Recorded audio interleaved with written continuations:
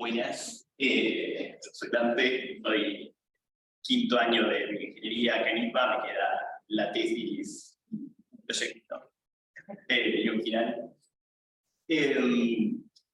Primero, introducción a qué es, no esto, sino esto. Nada, Brainware,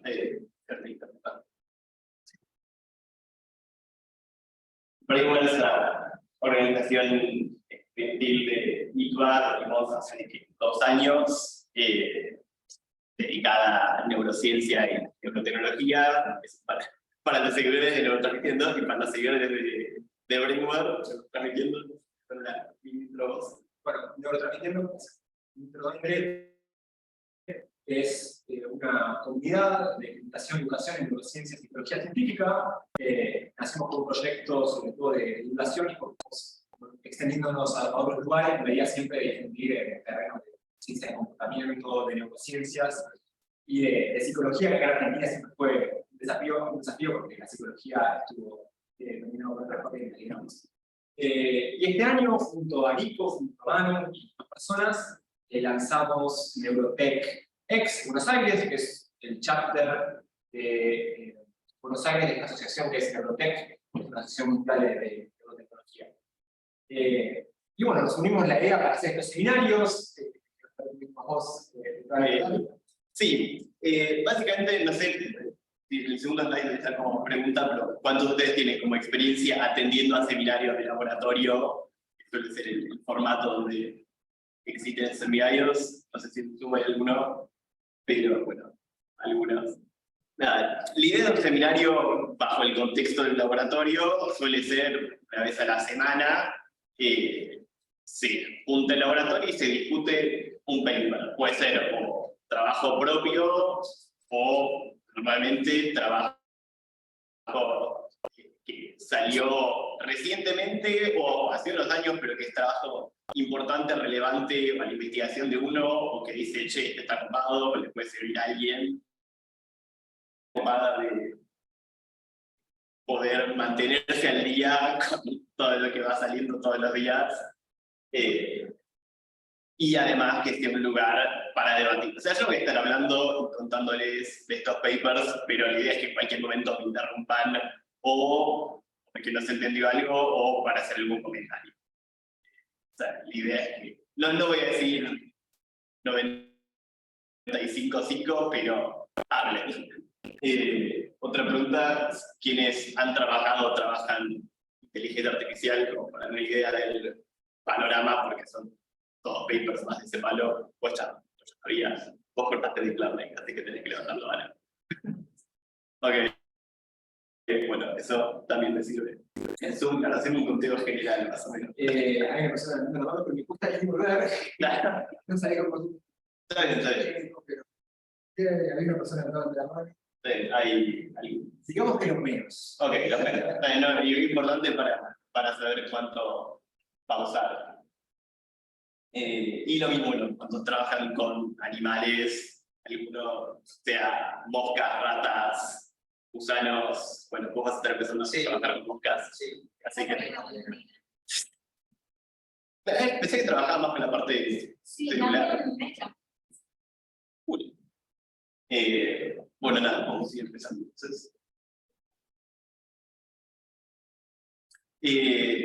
Decidí 2 papers. Este primero no es exactamente un paper, es un perspective escrito por un montón de gente piola, incluyendo Jan LeCun, Joshua Bengio, que son de los padres de la inteligencia artificial moderna, y viene a ser un pedido, un pantallazo de decir, che, muy piola todos estos avances de inteligencia artificial en las últimas 2 décadas, más que nada, pero estaría bueno inspirarlo un poco más en el cerebro biológico, porque pueden hacer cosas que nuestras inteligencias artificiales hoy no pueden. Históricamente, ¿puedes esconder la mano? Sí.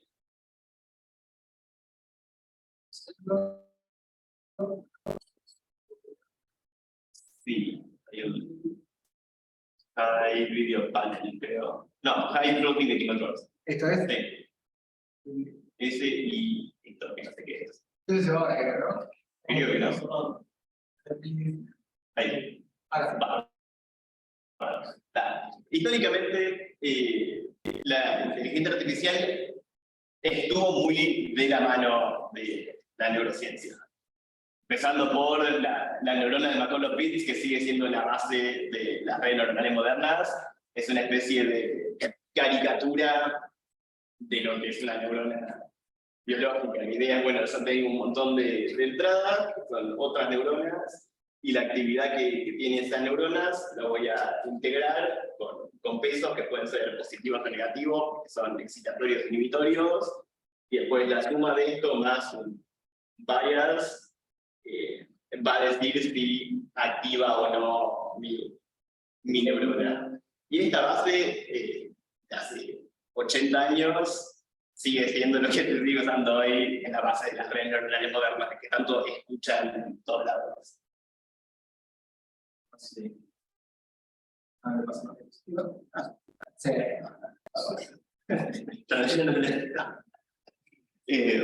Mismo las redes convolucionales que se usan hoy para procesamiento de imágenes, muchas de las ideas salieron del procesamiento de imágenes que se estudió en gatos por Hubel y Wiesel también hace 60 años.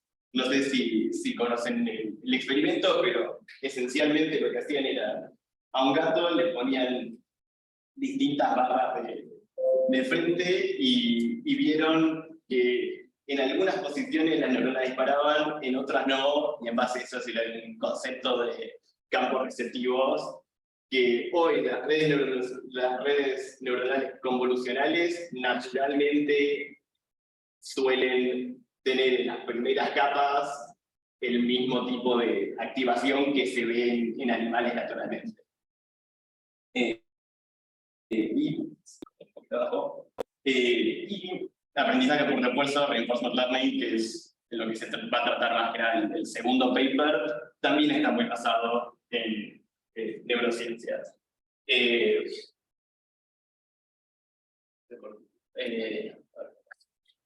Pues,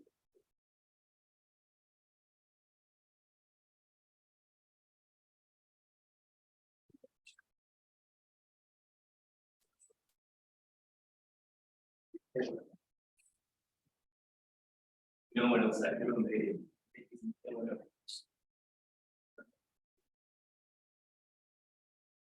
Y admití esa persona que está ahí. ¿Y? Yo mismo.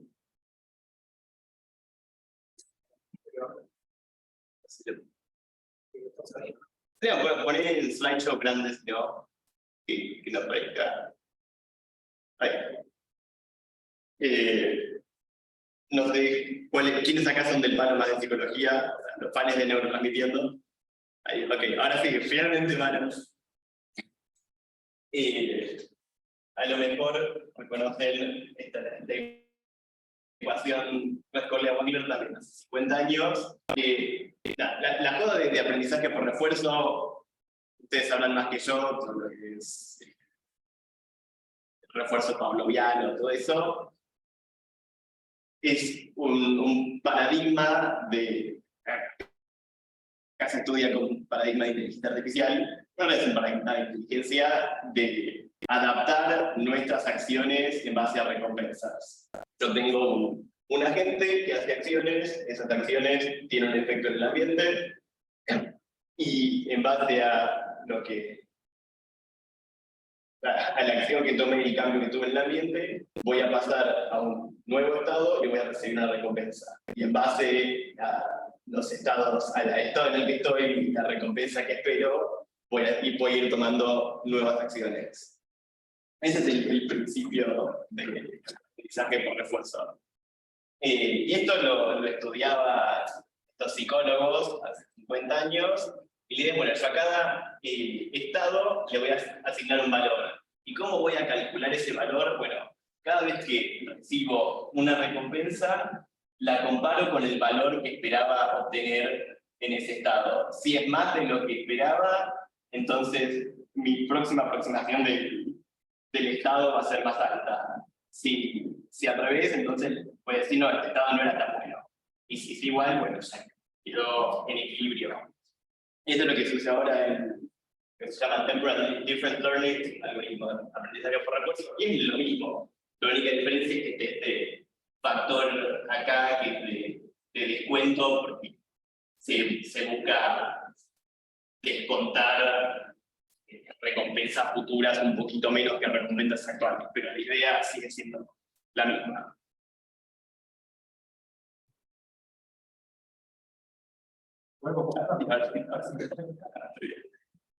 Entonces, les quería dar dos citas de este tipo. Hans Moravec, que es un roboticista austriaco, sigue vivo, tiene 64 años, que esto es lo que se llama la paradoja de Moravec, que es comportamiento, es relativamente fácil que una computadora tenga un rendimiento a nivel adulto en pruebas de inteligencia, como para las damas o el ajedrez, pero es difícil, imposible, darle las habilidades de un chico de 1 año en percepción y movilidad.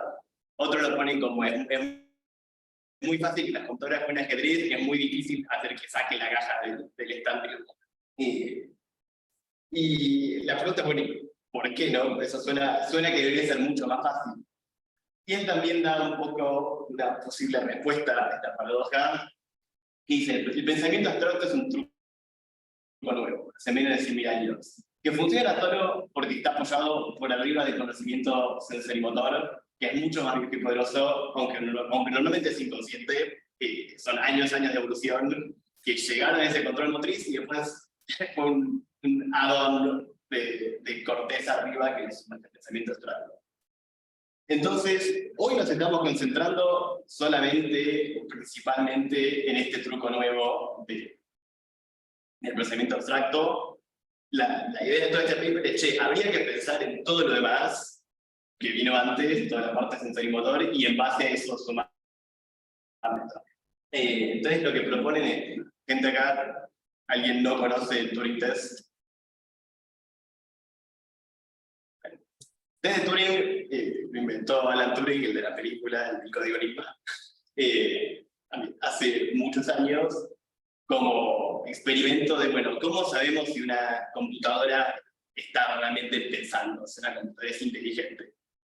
Y es lo que decía, bueno, hay que tener atrás de una pantalla o escribiéndole por texto una conversación y tener un panel de jurados. Y si esos jurados no pueden distinguir si están teniendo una conversación con un humano o con una máquina, entonces es inteligente. Es un poco reductivo, pero digo, después de Segunda Guerra Mundial, fue hace rato, pero digo, al día de hoy, ¿cómo pensamos, cómo podemos testear que una máquina es inteligente o no? No hay maneras mucho mejores. Hoy mucho de esto ya fue resuelto por lo que son los Large Language Models, como ChatGPT, Bard, que habrán jugado. Entonces la propuesta nueva acá es, bueno, pasar de esto que puramente hablando, si bien hay algunas otras variaciones, al Embodied Turing Test. Basarnos en vez de una persona es indistinguible, la máquina es indistinguible de la persona, tener un robot físico simulado, y ha probado el Embodied Turing Test si se comporta igual que ese animal, indistinguiblemente de ese animal. Obviamente cada animal tendría su distinto Turing Test, no vamos a testear el robot castor que también nada como un pescado. Y hay que definir, y esto no lo define el paper, y podemos ir charlando de, bueno, ¿qué es indistinguible? Yo, persona, lo veo y digo, esto es igual, o si lo pongo en un montón de castores, y el castor va a pasar desapercibido por el resto de sus castores. Y uno puede pensarlo tanto a nivel micro, de si bueno, se mueve igual, tiene el mismo movimiento, la misma marcha, o comportamientos más macro de, che, si yo lo dejo ahí solo, se pone a construir represas, esas represas son iguales a las que hacía el castor. Y acá, bueno, el resto del paper básicamente va diciendo, bueno, diferencias e inspiraciones que que hacen animales que no hacen hoy las redes neuronales. Hoy, la inteligencia artificial tiene problemas manipulando el cuerpo y el ambiente. Cerebros biológicos, no. Y parte de eso es, uno tiene módulos jerárquicos, uno acá, uno parte de músculos, a nervios, a columna vertebral, a base del cerebro, corteza motora, y como toda una jerarquía. Y lo que me interesa un poco más es esto, los módulos son semi-independientes. No sé cuántos habrán visto, lo empecé a poner pero un poco gráfico, hay un video que es un gato, le cortan la columna, entonces no tiene contacto con el cerebro, pero si lo ponen en una máquina caminadora, el gato camina. Es todo reflejos. Y nosotros, a cierto punto también, si pones a alguien en silla de ruedas, uno puede estimular las piernas para que caminen solas sin control de acá para arriba. Y todo eso es una base, pues, es independiente porque tenemos control normalmente de arriba para abajo, pero hay como alguna base a nivel implementada a nivel circuito que nada, está como hard-coded y podría ser muy útil para simplificar, para que podamos ponerle esto sobre eso, pero esto no está todavía.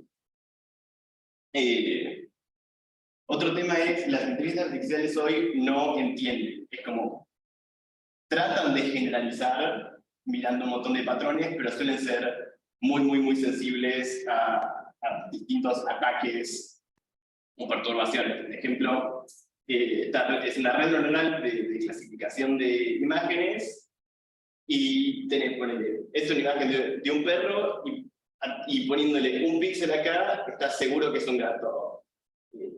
Y así entonces, se llaman pixel attacks, también con ruido muy bajo, pero como no entienden, es relativamente fácil confundirlas.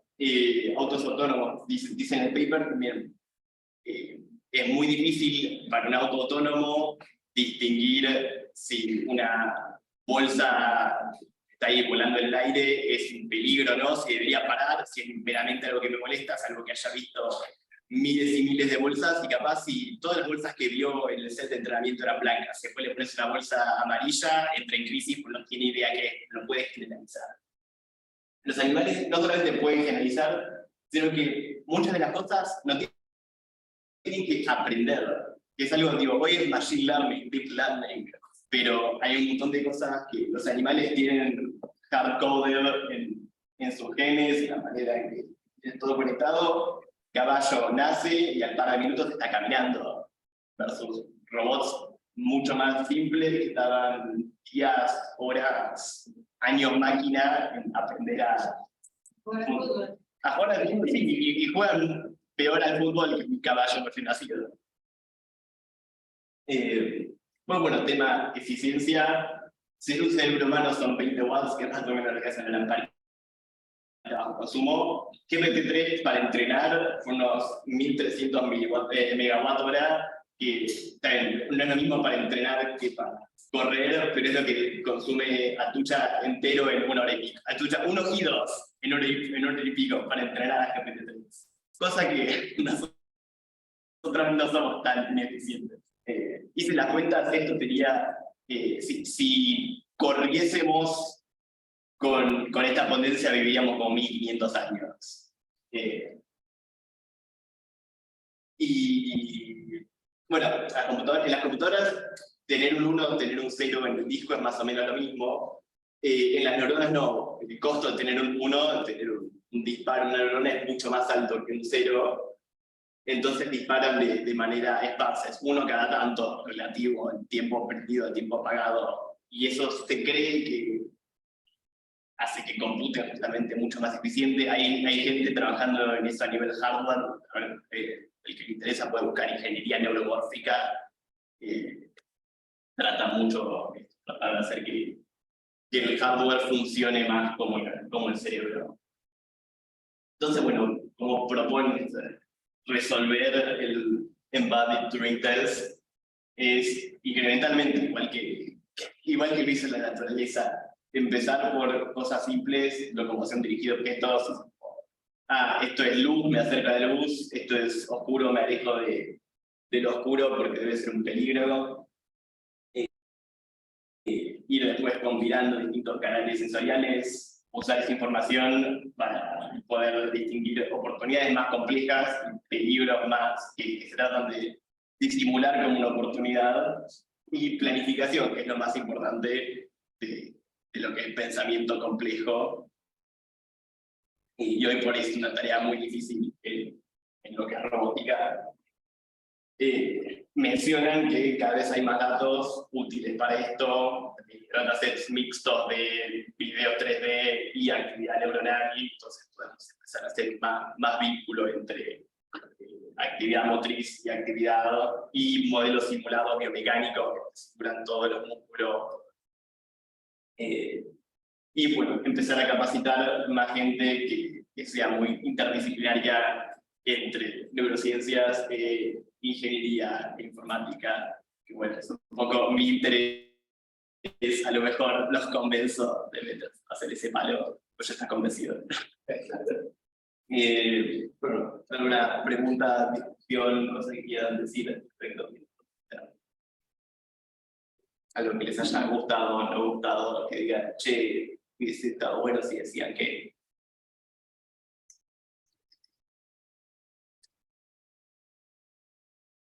Zoom también cuenta. Yo tengo una pregunta, pero bueno, tengo un segundo más a ver si... Ahí está, Ana. Hola, no sé si me escuchan. Sí. Sí, bueno, era como un comentario, nada, estoy muy interesada en el tema, ya un poquito metida en inteligencia artificial, no tanto en sus perspectivas de cómo mejorarla a partir de la neurociencia, por eso estaba muy interesada en todo esto. No, y me preguntaba para vos, dentro de todas las cosas que nos comentaste de lo que serían los siguientes pasos que tiene, si bien sé que se están trabajando todos estos frentes, ¿cuál es el que más futuro le estarías viendo? Buena pregunta. El paper es bastante abierto. A ver, de estas cosas, esto es algo que se está trabajando mucho porque es muy importante a nivel industria. Tipo, si lográs, aunque sean cosas estilo GPT, si lográs bajar el costo para no necesitar una ducha para entrenar tu modelo, estaría bárbaro. O GPT-3 creo que salió como 10, 20 millones de dólares en entrenar. Si puedes bajar el costo de eso, estaría genial. Hay una empresa, se llama... no me acuerdo cómo se llama, ya voy a acordar, que trabaja eso más del palo de software, porque también es un tema de, bueno, capaz, sin pasar a trabajar, bueno, simplemente el software, si hacemos redes que se parezcan más a las nuestras, sea más eficiente, eso para mí tiene, eso hay un montón de gente poniendo guita en eso, porque es importante a nivel industrial. Esta parte me parece muy clave, pero es difícil porque hay que encontrar la manera de pasar de genes y años de evolución a algo concreto, como para que nosotros podamos controlarlo, decir, che, quiero un robot con forma de caballo, pero si quiero un robot con forma de caballo y alas, tenemos que entender bien cómo funciona para poder diseñar algo así. Y esta parte de módulos jerárquicos, módulos independientes, esto me parece que también tiene mucho poder, porque si lográs generar módulos que son relativamente simples de conectar comparado con el resto, podés controlarlo con menos inputs. Entonces, para mí esto también tiene mucho éxito posiblemente. Porque esta última parte, muchas veces ni siquiera necesitas hacerla con cosas de deep learning, se puede hacer con cosas de control más clásico, que es como se venía haciendo robótica antes de meterse en los últimos 10 años, porque un aprendizaje por refuerzo y esas cosas. Ahí en el chat preguntaba Tomás, una buena pregunta es ¿para qué? Asumo que era en base a la pregunta y que es un poco lo que dijiste vos, si no, por la duda. Sí, bueno, está bien la pregunta, digo, ¿para qué? Para que tengamos mejores... Para tener mejores agentes de inteligencia artificial, que implica solucionar problemas de salud, solucionar problemas de trabajo. Hay gente que dirá tipo, no, bueno, pero los robots nos van a quitar los trabajos, pero eso ya es un debate más filosófico de, bueno, pero ¿está bueno eso o no? Tipo, no queremos que los trabajos chotos se los puedan tomar los robots y nosotros hacer lo que querramos, y pero hasta qué punto, porque se pueden tomar todos nuestros trabajos, cuál es el punto de la vida. Puedo recomendar libros también respecto a eso, pero creo que nos vamos un poco de tema. Vos tenías una pregunta también. Sí, pero ha sido perdido. Yo me pensar. No se fue. Okay. La pregunta que Volverá. Bueno, este paper, que sí ya es un poco más paper, lo elegí en parte porque lo conozco al autor y escuché este mismo paper dictado como seminario por el autor hace un mes y pico. Y yo sabía que yo quería como intro algo que sea intersección de neurointeligencia artificial y me pareció un paper interesante. Básicamente empieza diciendo, bueno, las moscas, una de las cosas que hacen es traquear olores. Tengo fruta pudriéndose, algo que a la mosca le parece exquisito, y la mosca en base a lo que huele el olorcito a manzana podrida, va siguiendo lo que llaman una columna de olor hacia origen de esa señal. La mosca lo hace por medio de distintos comportamientos estereotipados.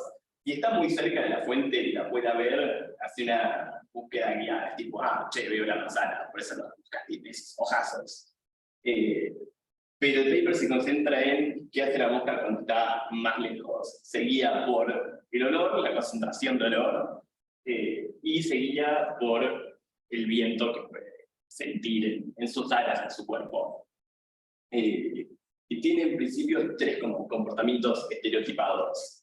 Cuando sí detecta el olor, trata de acelerar lo que puede contra viento, o sea, pegar contra columna. Si tiene un gradiente de olor, dice, che, vamos a donde hay más olorcito. Y cuando no lo detecta, hay dos cosas que hace. Una es ponerse a dar como ida y vuelta tratando de encontrarlo. Bueno, es lo mismo, pero como dividirlo en dos partes. Una es el movimiento en sí contra viento, y otra es cuando está lejos, da vuelta en U. No sé si les recuerda algo. Es esencialmente esto. Está bueno, está bien, perfecto. ¿Puedo? Sí. Para aquí. No digo que es ¿no? Sí, creo que debe ser previo. Sí. Y admití esa persona. Bueno, entonces primero les hablo rapidito de la simulación de la columna de olor de un mito que está copada. Básicamente lo que hacían es, bueno, un proceso de Poisson, estadísticamente o probabilísticamente iban naciendo estos circulitos de olor que empezaban con radio fijo y concentración fija, R0, C0, y cada time step tenía de un lado una perturbación aleatoria en la dirección perpendicular al viento, para acá, realmente respecto al otro, y tenía un proceso de difusión donde cada time step se iba agrandando un delta R y se recalculaba la concentración en base a la diferencia de volumen. Si bien este 2D lo usaban como si fuese un volumen 3D. Y bueno, con el tiempo esto termina circulándose tal que parece, se asemeja bastante y es computacionalmente factible sin tener que hacer una verdadera simulación de fluidos, de partículas, que es mucho más computacionalmente pesado. Y tiene la propiedad adicional que se ve acá un poquito más a la derecha. Si uno saca como cortes acá, 2 metros, 6 metros, 8 metros, los cortes terminan siendo gaussianos, que eso suele estar bueno para el momento del entrenamiento. Ahorita no sé si te más poco, pero tengo ahí. Bueno, Digo como para... es con el mío. Yo para... Me gusta.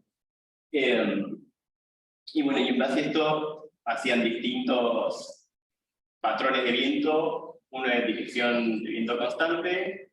Esto es constante, pero reduciendo la cantidad de paquetes que nacían, entonces lo hace más difícil para la mosca. También podía reducir la velocidad de difusión. Y tiene patrón que empieza, va de costado, y después empieza el viento y empieza a empujar hacia un lado, y otro que es cada tanto tiempo, también tenía como otro timer, cambia aleatoriamente la dirección del viento, como para hacerle la tarea más jodida a la mosca. El viento es a nivel macro, afecta a todo el área, no es que había viento para acá, viento para acá, viento para acá. No me estaría pasando.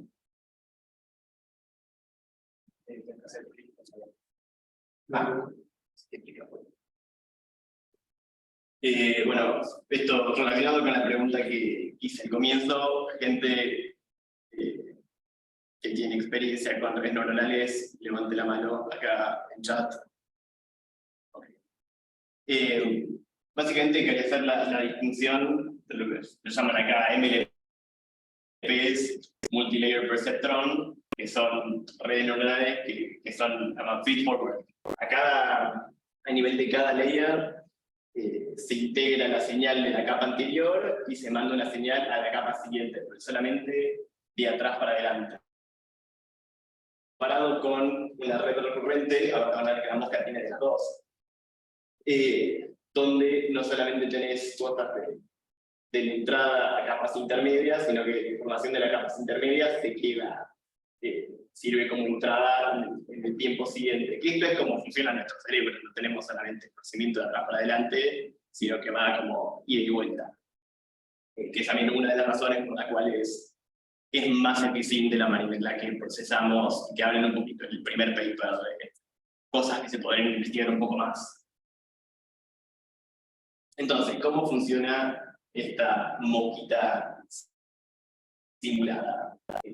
Esto es lo que les mostraba al comienzo, es un agente de aprendizaje por refuerzo. Entonces, lo que recibe del ambiente en todos los time points es la fuerza del viento en X y en Y, y la concentración del olor, que conoce ahí donde está parado, sabe tipo en qué dirección cambia el olor, simplemente sabe acá donde está parada la mosca, es un puntito, ni siquiera tiene volumen, sabe ahí donde está el olor.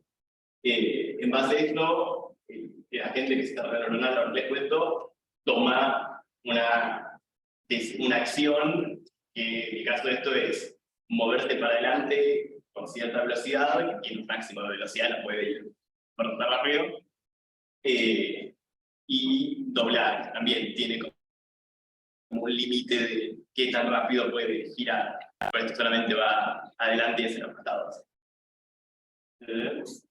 Donde la red neuronal está, tiene 3 partes. Por un lado, esta red recurrente, que esto es lo que le da memoria.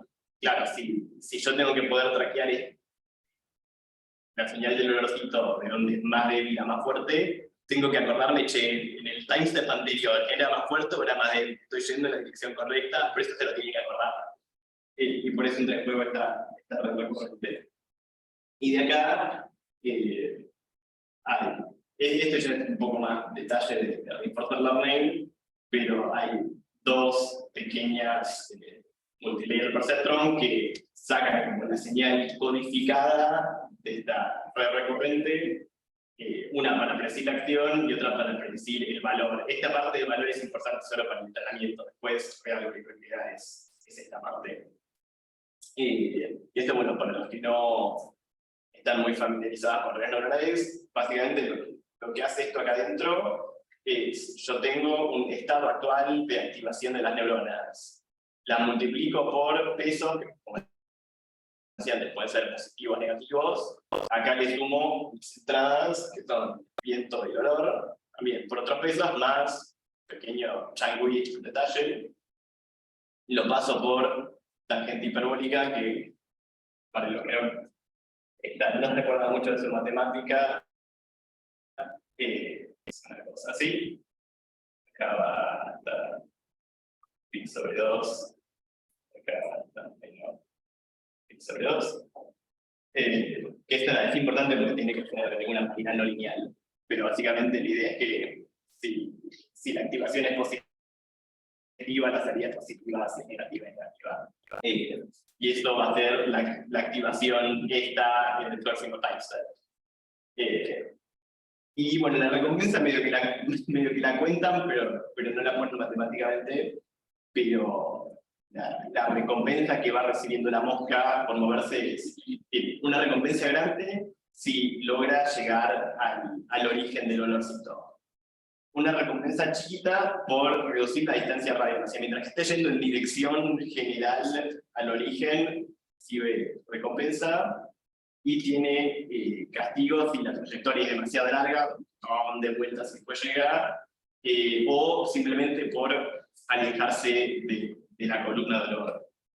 En Reinforcement Learning, lo más clave es definir bien la recompensa. Me olvidé de poner un video. Porque los agentes estos, lo que les gusta hacer es encontrar una manera de romperte la circulación con tal de maximizar su recompensa. Entonces, ahí, después les puedo mostrar un video, haces un humanoide y le decís, che, movete hacia adelante lo más rápido posible. Y a veces va a querer correr, y a veces te va a poner a hacer así, saltar una pata, y porque encuentra que eso funciona rápido, funciona bien. Vi un ejemplo hace poco en un país de Ica, no me pareció, que era un agente que tenía 6 patas, como si fuera un insecto, y se le pedía que trate de minimizar el rozamiento con el piso. Y después de un tiempo lo que encontró era que lo mejor que tenía para hacer era darse vuelta y adaptar eso a la espalda. Entonces, donde tenía el rozamiento que eran las patas, que era donde lo habían programado para que tenga el rozamiento, ya no tocaba. Entonces lo que hacía es que se daba vuelta y con la espalda lo único que hacía era agitarse y se seguía moviendo. No se servía de nada. Pero el tipo cumplió re bien.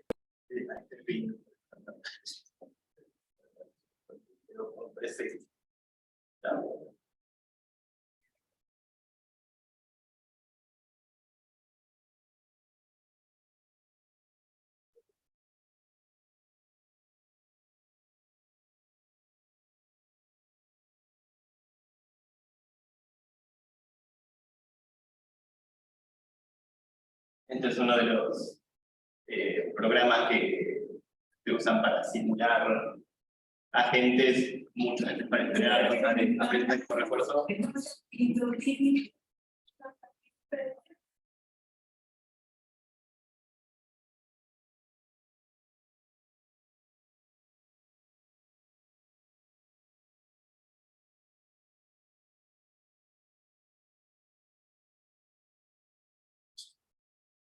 Humanoide, sí le das así, hace lo que te pide, acciones aleatorias.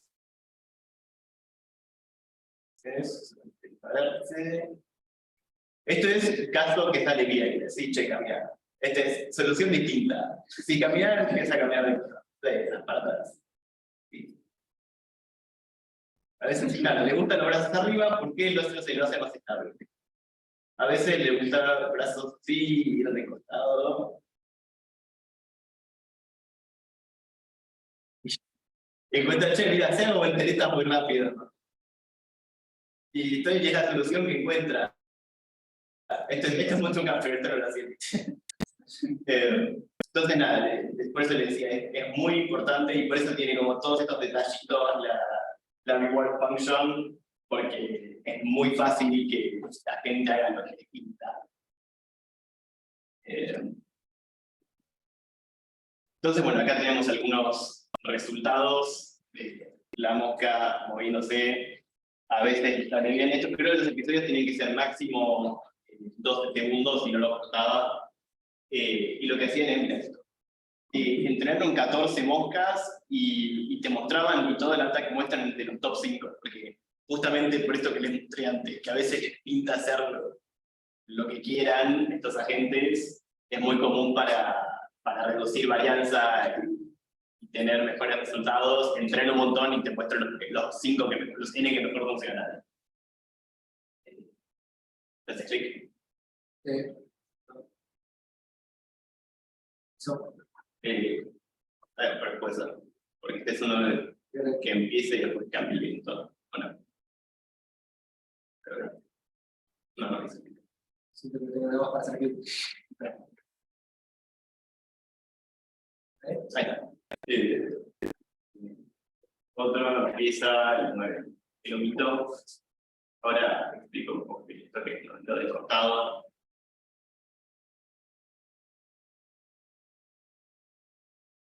Lo que viene en general es que una vez que llega como al final, va bastante rápido. No sé si es porque la concentración es más alta por acá, o porque está más ensanchada la columna. Una columna un poquito más compleja.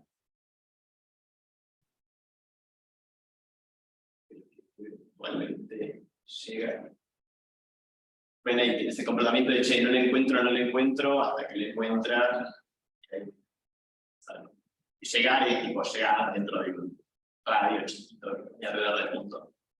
Y acá tiene un caso que fallaba. Esto está todo en material suplementario, si quieren pasarse la tarde mirando moscas dar vuelta. Y ven acá ese comportamiento que cuando se pierde se pone a dar vueltas. Que es lo que encontraron, que de la misma manera se acuerdan que al comienzo les decía, che, la mosca tiene algunos comportamientos estereotipados, encuentran que esta mosca simulada tiene muy parecidos comportamientos estereotipados, que está genial porque rara vez uno hace una simulación y las cosas funcionan igual que el bicho real. Entonces esto es algo que se dio cuenta como a ojo, y la separación esta está hecha a ojo. Creo que es lo última tabla del paper. Es tipo, básicamente separa el comportamiento en 3 módulos de comportamiento distintos. O está haciendo tracking, o sea, está dentro de la columna y va en dirección de contraviento contra columna, o está recovering, haciendo estas vuelta en U, che, no era por acá, doy la vuelta. O cuando se pierde, se te pone así a dar vueltitas en círculos, o hasta que encuentra la columna, o se pierde y termina la simulación. Acá esta es una figura medio rara, pero es interesante. Básicamente lo que quiere comparar es, en el eje X, la dirección en la que está yendo la mosca, y tenés la dirección, 180 grados es o contraviento, en el caso de la naranja, o contra centerline de la columna, en el caso azul. Acá, como era viento constante, las dos cosas son iguales. Pero lo que encontraban en el caso que cambiaban el viento una vez, o cambiaban muchas veces, es que siempre tiende a ir paralelo o antiparalelo en realidad a la dirección de la columna, pero tiende a ir en ángulo con el viento. Acá creo que por el switch once siempre iba como para arriba, tiene un bias que le gusta ir siempre 45 para abajo. En el caso este que cambia en dirección para ambos lados, tiene como picos en los dos lados. Pero nada, es algo que también encontrabas en la mosca original, le gusta como ir en ángulo al viento. Otra pregunta para la gente: ¿quiénes están familiarizados hasta este punto con lo que es PCA, Principal Component Analysis? Ok, esta es mi herramienta favorita de Data Science, de análisis de datos en general. Esencialmente es una manera de, cuando yo tengo datos en muchas dimensiones, más de 3, suele ser lo importante. Hazme aquí de vuelta.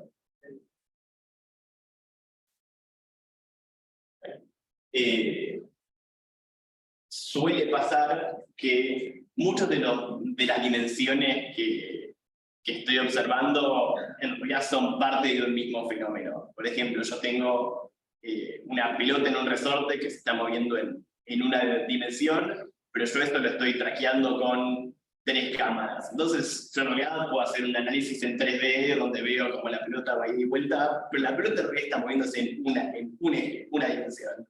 Entonces puedo reducirlo. Por ejemplo, acá tengo data en 2 dimensiones, pero veo que hay una correlación súper alta que si voy en esta dirección, o sea, si voy en esta dirección, también subo en esta dirección. Entonces puedo proyectar esto de 2 dimensiones a una sola y poder analizar estos datos. Que estoy pasando de 2 a 1, capaz no es impresionante, pero la red recurrente esta de la mosca, esta tiene 64 neuronas, esta también. Entonces, bueno, sí, lo que voy a mostrar ahora son análisis de la actividad de las 64 neuronas en conjunto, pero lo analizan en 3D. Esto también es cómo funcionan nuestros cerebros.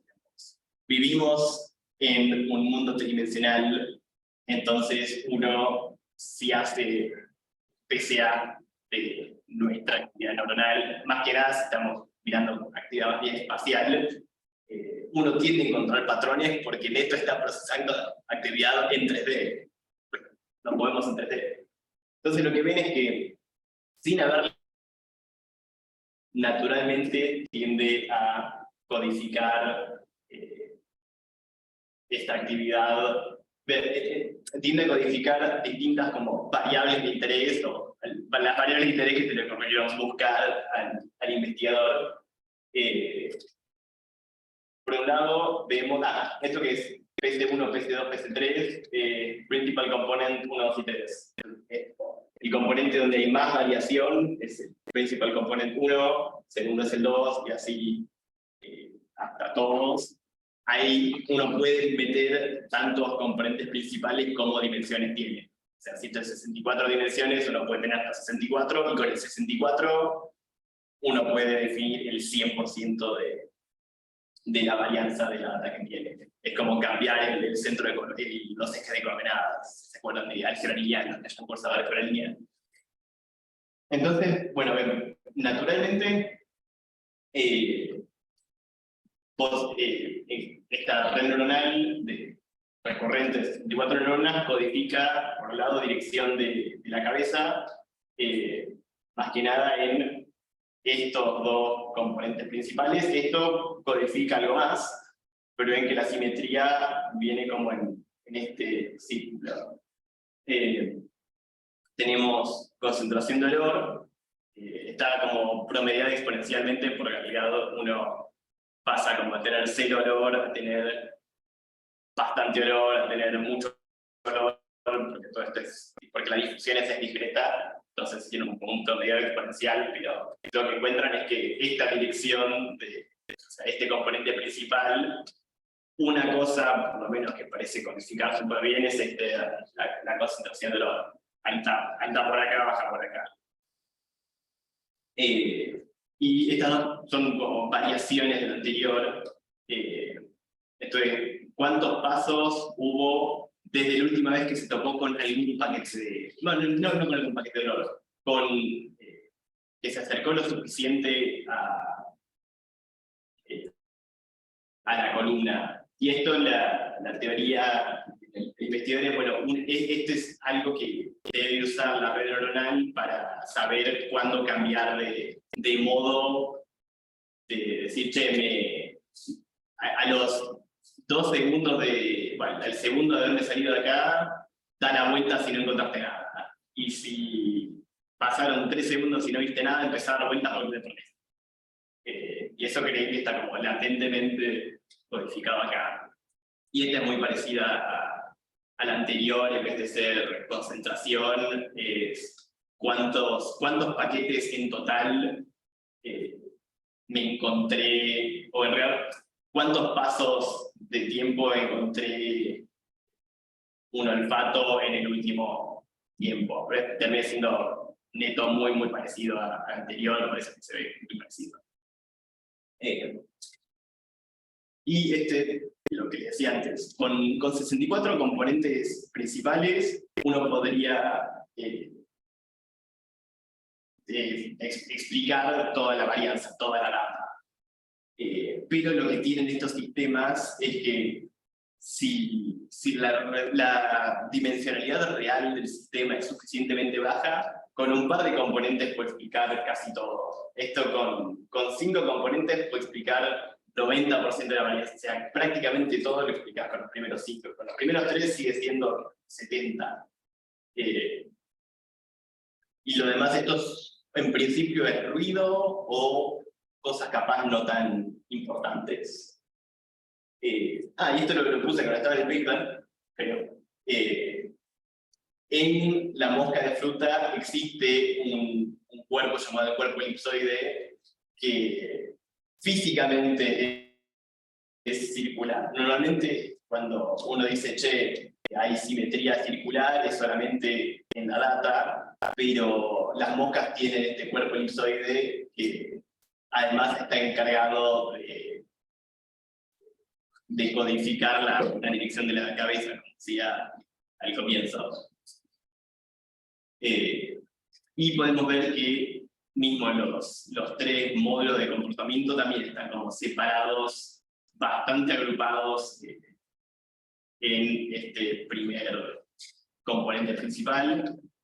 Y vemos este comportamiento pseudoperiódico también lo encuentran en la actividad neuronal. Esto es lo que se denomina un limit cycle, que es después de cierto tiempo la actividad tiende a ser básicamente periódica.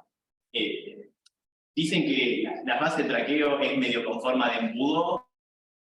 Yo no lo veo mucho, asumo que lo que debe estar pasando es que como cada vez la concentración es más alta y está más ensanchado, la actividad varía un poquito menos, pero esto medio que no lo vi.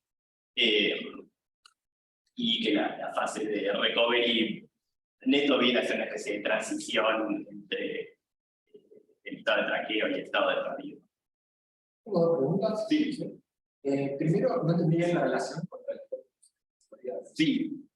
¿Qué es lo que dice este completo? Esto es el de mosca real. Sí. Un cacho del cerebro de la mosca real que se encarga de codificar la dirección de la cabeza. Okay. Entonces, viene a cumplir un rol, vimos que acá en la red recurrente, codifica también la dirección de la cabeza, pero la red esta no tiene ninguna como simetría circular, así a simple vista, por lo menos. Como algo que naturalmente sale. Más acá, todas las neuronas están conectadas con todas las neuronas en el próximo time step, cosa que nosotros tampoco hacemos. La red neuronal vanilla. Eso es lo que decía que si esto lo hiciese más inspirado en el conectoma, a lo mejor funcionaría mucho mejor. Se entrenaría mucho. Claro. O a lo mejor hasta funciona mejor. Sí, también.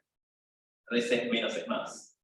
Entonces lo que me parecía interesante es que esto no solo codifica lo mismo que codifica esta mosca, sino que la mosca en sí tiene algo que no suele pasar, que es que físicamente el cerebro se ve como lo que codifica.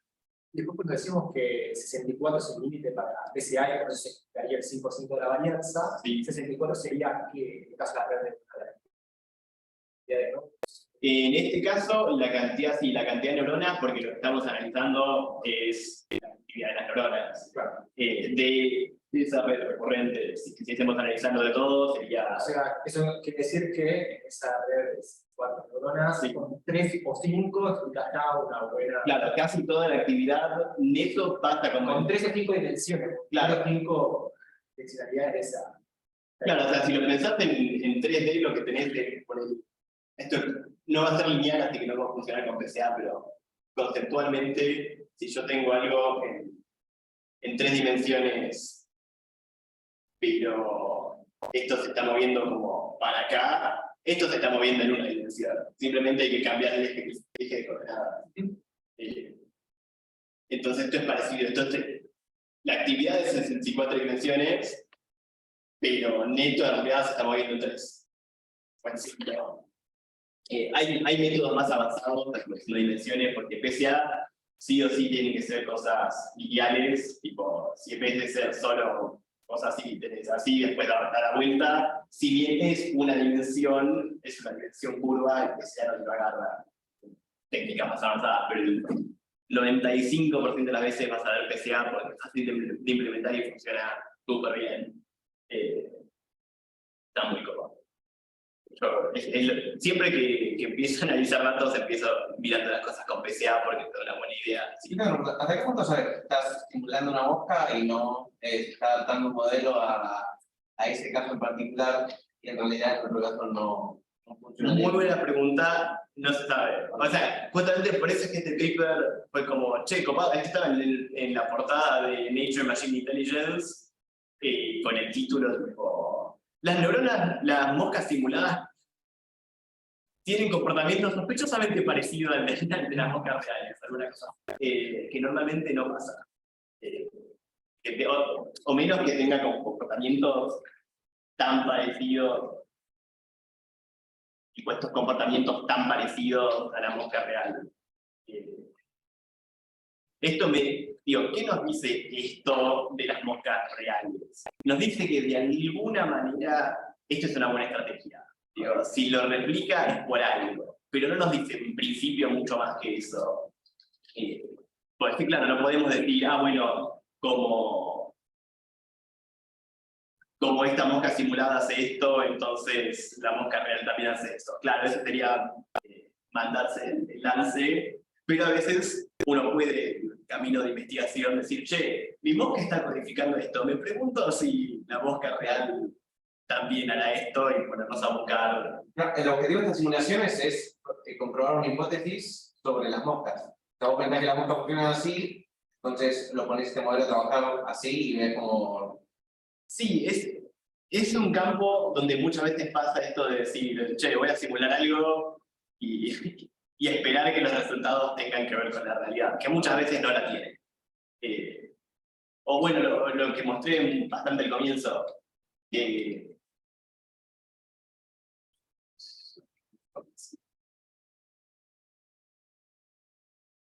esto es una red neuronal convolucional, se usa para clasificación de imágenes.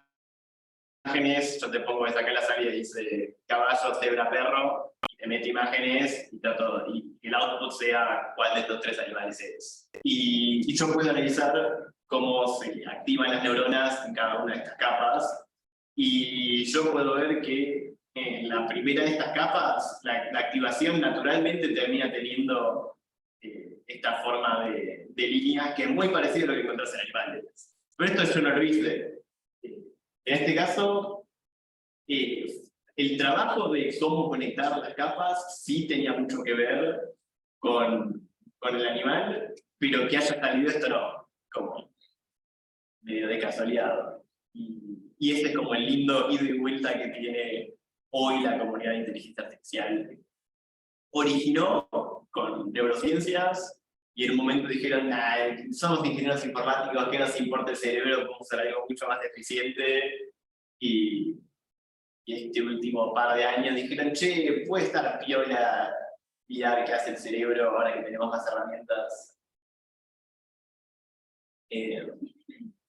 Volviendo a la pregunta, porque es también un modelo de ir frustrante de chaboncito corriendo con la pizza. O sea, Sí.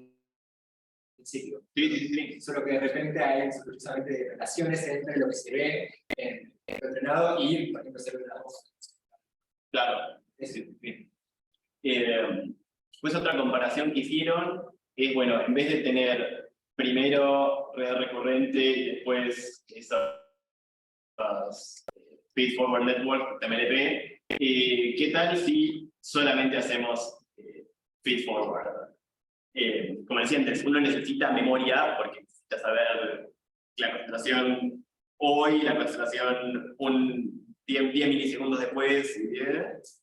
Entonces esto lo hacen con lo que se llama frame stacking, que es agarro las mediciones de viento y olor en un punto y la del punto anterior y la del punto anterior n veces. Entonces mientras más puntos tienes, como que más memoria tenés, pero todo eso es feed forward, no es que va, piensa, lo mastica y en base a eso avanza. Entonces comparan pues, MLP-N, frame stacking de N tiempos en el pasado, y ven que sí, en principio tener más time steps mejora performance, sobre todo cuando cambia el viento mucho. Cuando no cambia el viento mucho, que me importa si siempre tengo que ir derecho. Pero en todos los casos, la red recurrente tenía performance mucho más alto. A lo mejor sí, si en vez de 12 frames le pones 50, termina muy parecido, pero por lo menos parece una manera más eficiente de codificar y más realista también. Cerebros biológicos son recurrentes. Bueno, ahora sí, hablen ustedes. Nada.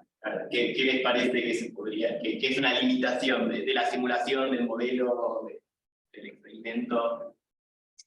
Todos estos modelos son como muy simplistas a la hora de querer compararlo, por ejemplo, de un animal.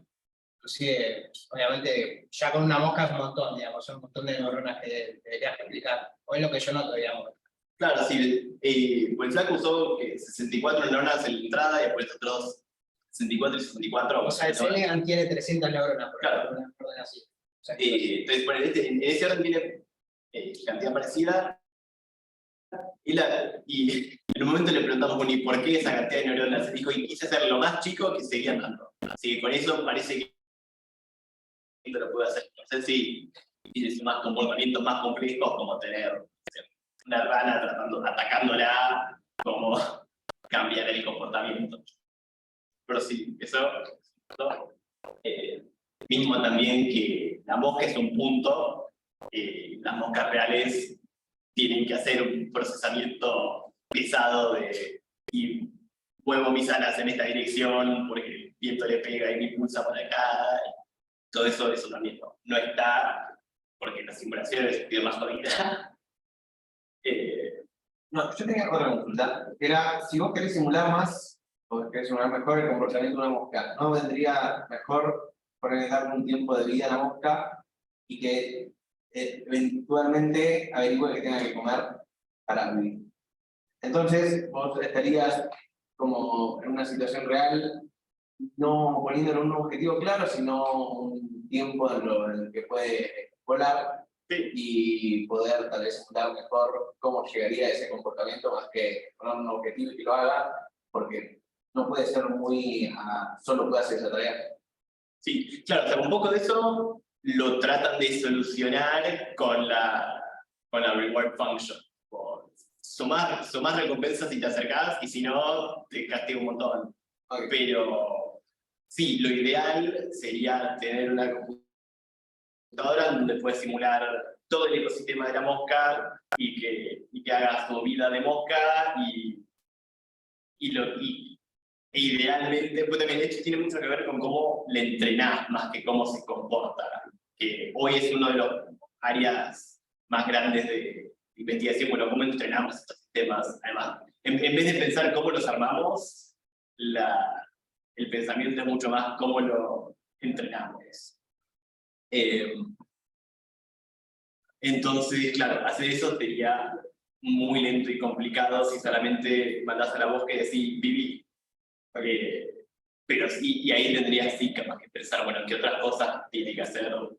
Oye, no todo es aprendizaje por refuerzo.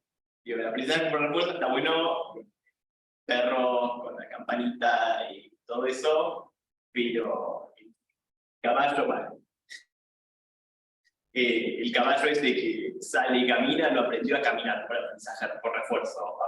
Aprendió 95% lo aprendió en sus genes y creció con esos circuitos, y 5% hice así, me caí, no estaba bueno. Hice así, duré 2 segundos más, ese está mejor. Y ese 5% sí es aprendizaje por refuerzo. Y hay que encontrar ese balance.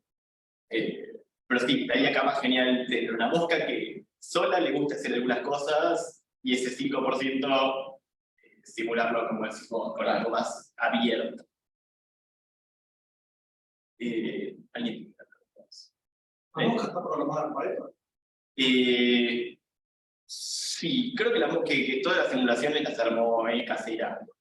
Era algo suficientemente simple como para no necesitar Physics Engine en el fondo. Pero si hubiese querido que la mosca realmente vuele y haya aire y haya alas y todo eso, sí. No lo mencioné antes, usa como algoritmo PPO, que es Proximal Policy Optimization.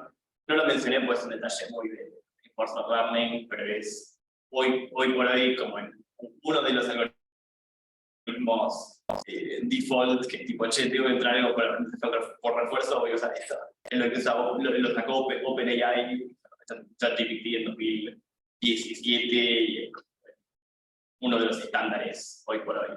Pero nada, era como un detalle muy de implementación. Simulación era algo de...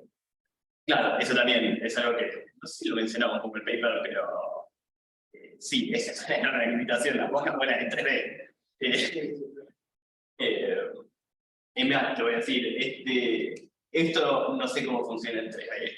O sea, esto es una mosca real, no tengo idea cómo esto es que codifica la cosa en 3D. Pues esto es justamente, codifica posición de la cabeza, pero el plano 3D, asumo que en el plano. Pero sí, eso es lo que te diría. Yo estoy con el coma de la mosca. Esto es un cachito, sí, es un cacho del cerebro de la mosca. Sí. Futuras direcciones de estudio, alguno bueno trabajar con moscas, así que puedes decirnos que se te viene corriendo con lo que decíamos y tener el conectoma. O sea, yo lo que tengo siempre en la cabeza es la optimización a través del entendimiento del conectoma, de energía y todo, que ya he implementado en robótica, por ejemplo, que es lo que yo voy a hacer. Pero es lo que yo tengo ahora y estoy empezando, así que Sí. es lo primero que se viene a la cabeza. Sí. Claro, ahí, con el jodido que veo ahí, bueno, ya este coso tiene 64 neuronas, o un poquito más, con 200, 300 neuronas, contando la otra cosa. Una mosca real tiene varios millones. Yo asumo que aunque hagas una simulación con el conectoma, va a ser mucho menos eficiente que usar 300 neuronas malas. Entonces hay que encontrar... Esa es la pelea. Claro. Yo tenía una pregunta para hacer. ¿Qué conversaciones hay entre el trabajo con tareas más fundamentales y tal? Si es que existe una. Sí. Sí, mucho de esto está pasando justamente. El saco pudo decir, che, están estos 3 comportamientos estereotipados porque hay moscas anteriores que dijeron, che, mirá, haz esto. Sí que hay un laboratorio en Yale que tiene una cosa muy copada, esto es jodido, tipo, esto a nivel de la columna de olor es difícil de simular de manera muy controlada en el ambiente físico, porque la difusión te manda el olorcito a todos lados y es difícil visualizar el olorcito también, controlar las corrientes de viento. Entonces lo que vi que habían armado los investigadores en Yale es agarraron moscas, modificaron genéticamente los receptores de olor para que puedan ser activados por luz, la técnica se llama optogenética. Entonces, si iluminas la neurona esa, cree que ahí hay un olor de concentración tantas partes por millón. Y lo que tienen es como una especie de proyector desde arriba Entonces ellos te proyectan la columna de humo y la mosca cree que está oliendo exactamente esa columna de humo. Después tener algo como súper controlado. Esto creo que no sé si ya sacaron algún paper. Tuve un profe que fue y lo vio y dijo, che, está re esto. Y después tenía otra pregunta más, y es, porque entiendo ahí la comparación de cómo, esto cómo puede ayudar a responder preguntas en relación al comportamiento, dados y tal. La pregunta es, y del otro lado, hacia la inteligencia artificial, ¿qué puede aportar? ¿Bajas? ¿O qué ve? Bueno, es de la cuestión de investigación de estudio de aplicaciones en el mundo real. Tengo acá un ejemplo que me gustó mucho, salió un par de años, llamaron el Smellocopter. Es un dron y agarraron una antena de olfato de una polilla y se la clavaron en un dron y lo usaban para hacer esta misma tarea de buscar el olor. Le ponían la fuente de olor y el dron la va persiguiendo. Y esto, la idea era poder usarla para buscar bombas por ese aeropuerto, decir, che, oleme las bombas, que huele directo, una especie de perro moderno. ¿Qué modelo tenía? ¿Qué modelo usaron para que aprenda, por ejemplo, en este caso? Creo que habrá sido hardcoded, dijeron, tipo, anda, o sea, en vez de entrenarlo con la presencia por refuerzo, habrá sido un algoritmo mucho más rígido de anda mirando tu posición, la concentración y seguirlo hasta encontrar. ¿Qué decías? De reglas. Claro, me imagino que sí, no leí el paper, pero lo pueden buscar. En la University of Washington salió, no sé, fue hace 1 o 2 años, creo. Pero, nada, sí, uno dice, bueno, en particular, la tarea de búsqueda de olores es medio niche, pero nos lleva de vuelta a lo que hablábamos al comienzo. Capaz de entrenar la mosca para hacer esto nos da una idea de cómo funcionan los circuitos de vuelo de la mosca, y en base a eso podemos hacer drones que vuelen como moscas, que sean mucho más eficientes y ágiles que los drones estos con 4. Más chiquitos, capaz más. Claro, más eficientes. Iba a decir menos ruidosos, justo las moscas son medio ruidosas, pero bueno, pero ponle, en vez de moscas entrenás búhos, y los búhos son súper silenciosos, y te armo drones bioinspirados, tanto mecánicas como neuronalmente como búhos, te pongo drones a hacer delivery por toda la ciudad y que los escuches. Bueno, es un área activa de investigación de hacer drones que se escuchen menos, porque no puedes tener un montón de drones en la ciudad porque sería súper molesto. Entonces ahí, ese es un mix de investigación mecánica y investigación en neuro. Bueno, datos de la próxima reunión lo hará Bruno, que lo vi hoy. Sí. Claro, Bruno va a estar presentando un trabajo propio, sacó este año.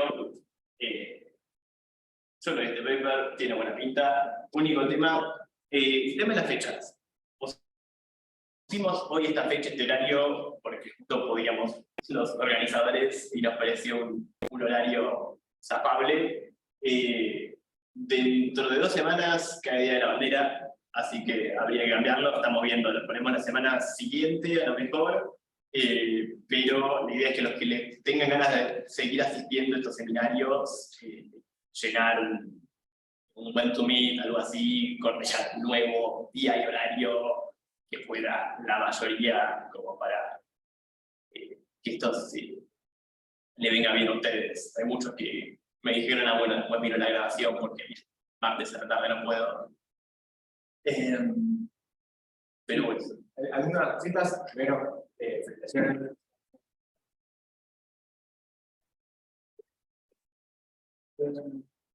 Ahí va. Muy bien.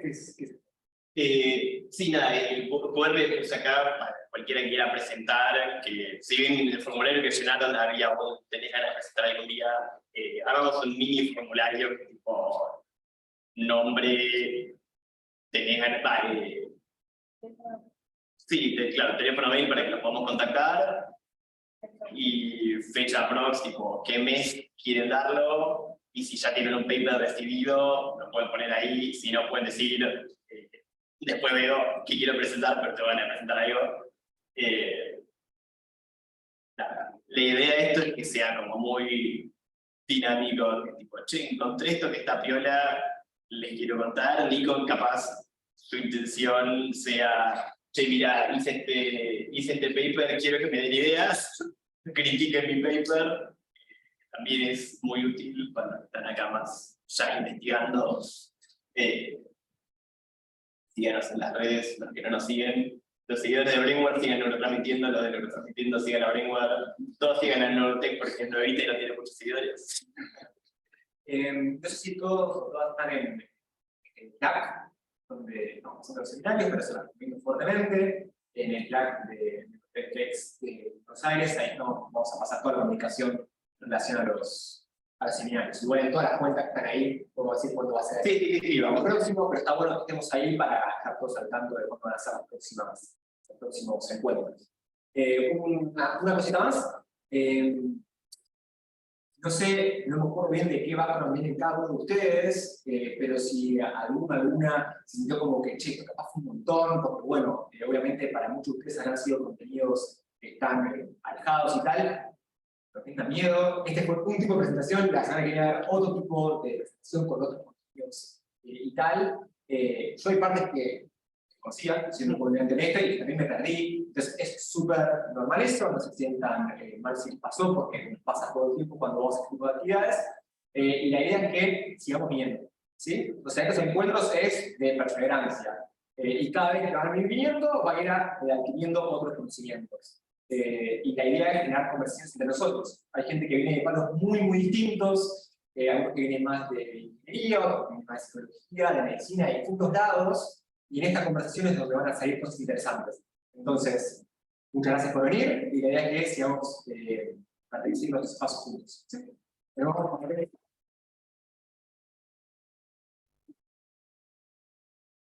La próxima, si te pierden, avisen, y capaz no tome tantos momentos de pausa, pero la idea justamente, uno de los puntos grandes del seminario es, che, este paper es jodido, alguien tiene que explicarlo.